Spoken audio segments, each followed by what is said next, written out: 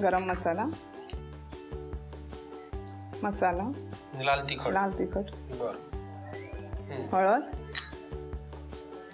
आणि मीठ सगळंच घालायचं होय? हो सगळंच एकत्र.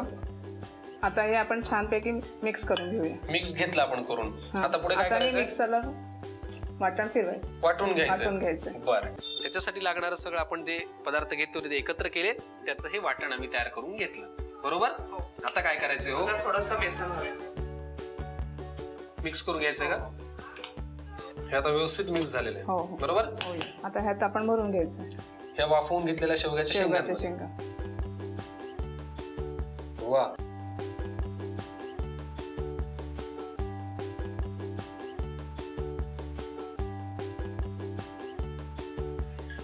वा, आपण तयार केलेलं हे सारण वाफवून घेतलेल्या शेवगाच्या शेंगांमध्ये आपण भरलं. बरं, हे तुम्ही काळजीपूर्वक पाहिलं का की शेंगा वाफवून घेऊन त्याच्यातला गर आपण काढला होता, बिया काढल्या होत्या, म्हणून हे सारण आपल्याला भरता आलं, म्हणून ते व्यवस्थित राहिलं. करेक्ट. आता पुढे काय? आता कढईमध्ये थोडंसं ते बरं बघा. हा, बस शालो फ्राय करायचं म्हटल्यानंतर फार लागणार नाही. थोडं. बरोबर ना.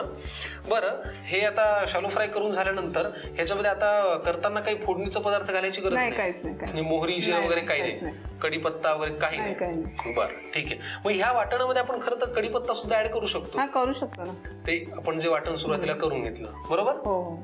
तेल गरम झालेलं आहे. पुढे आता आपण हे परतून घेऊया. घ्या.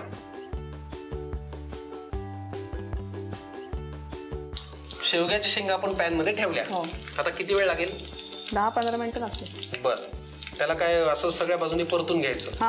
आणि त्याच्यावर डिश पण झाकण ठेवायचं. बरं, ठीक आहे. म्हणजे हे वाफवून झाले की आपली रेसिपी तयार. फॅन्टॅस्टिक. आज आपण पाहिलं शेवग्याच्या शेंगांचं भरीत. बरोबर. आम्ही हे सगळं सर्व करून घेतो छान प्लेट मध्ये. तुम्ही लिहून घ्या साहित्य आणि कृती. शेवग्याच्या शेंगांचं भरीत करण्यासाठी लागणारं साहित्य: वाफवलेल्या शेवग्याच्या शेंगा, बेसन, ओलं खोबरं, दाण्याचं कूट, गूळ, मिरची आणि आलं, लसूण, कोथिंबीर, गरम मसाला, धणे पावडर, हिंग, जिरे पावडर, लाल तिखट, हळद आणि मीठ. कृती: प्रथम एका काचेच्या भांड्यामध्ये शेंगदाण्याचं कूट, ओलं खोबरं, गूळ, आलं आणि हिरवी मिरची, लसूण, कोथिंबीर, जिरे पावडर, हिंग, धणे पावडर, गरम मसाला, लाल तिखट, हळद आणि मीठ घालून मिश्रण एकत्र करून घ्यावं. एकत्रित मिश्रण नंतर वाटून घ्यावं. वाफवलेल्या शेवग्याच्या शेंगांमध्ये वाटलेलं मिश्रण भरून घ्यावं. फ्राईंग पॅन मध्ये तेल गरम करून त्यामध्ये मिश्रण भरलेल्या शेवग्याच्या शेंगा घालून वाफेवर शिजवून घ्याव्यात आणि सर्व्ह कराव्यात.